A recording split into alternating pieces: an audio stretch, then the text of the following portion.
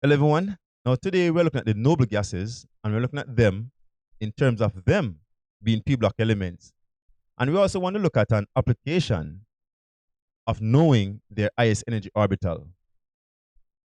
However, the first thing I want to point out is that group 13 all the way through to group 18, they're all p block elements.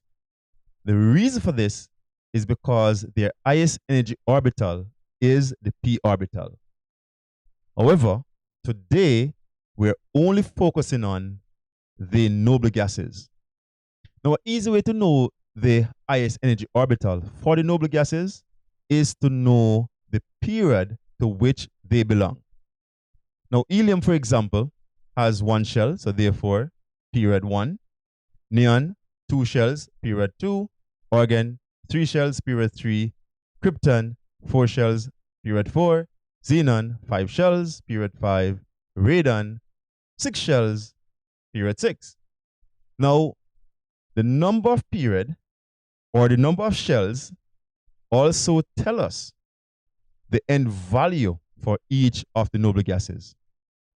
So the numbers that you're seeing here, they're also representing the end value for the noble gases.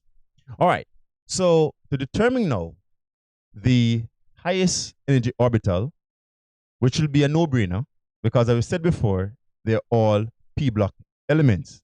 However, helium is an exception. Because helium has one shell, it can only accommodate the s orbital. One shell, one orbital.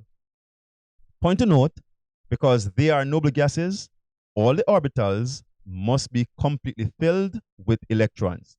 So therefore, helium is 1s2. Neon has 2 shells, so therefore we can have the s orbital and also the p orbital. So here now, the highest orbital, however, as we said before, is a p, so this will be 2p6. Similarly, argon will be 3p6. Krypton, 4p6. Xenon, 5p6. Radon, 6p6. Now, how this is useful? It is useful whenever we are doing the shorthand electron configuration. Now, let's take, for example, cobalt. Cobalt has 27 electrons. When you're doing the shorthand electron configuration, you must know the noble gas that is closest to that element. In this case, it is argon. Now, the difference between electrons, between argon and cobalt, is 9. However, to do this, we also need the orbital energy flow chart. So it is presented there now. Now, we know that argon is 3p6. So argon stops at 3p6. So we're going to represent argon. And then the next orbital here is the 4s orbital. And again, remember, we are only accounting for 9 extra electrons. So therefore, 4s2 will be 2 electrons. Now we need only 7 more electrons. So we move up to the another orbital, which is 3d. The d orbital can hold a maximum of 10 electrons. However, we do not need all 10. We need only 7 to make the 9. And so therefore, we will have 3d7. And this is the electron configuration based on Aufbau's principle. However, you can also write the electron configuration as argon, 3d7, and 4s2. Why? Because now the second electron configuration is based upon Bohr's concept. The 4, which is the end value, is the highest shell.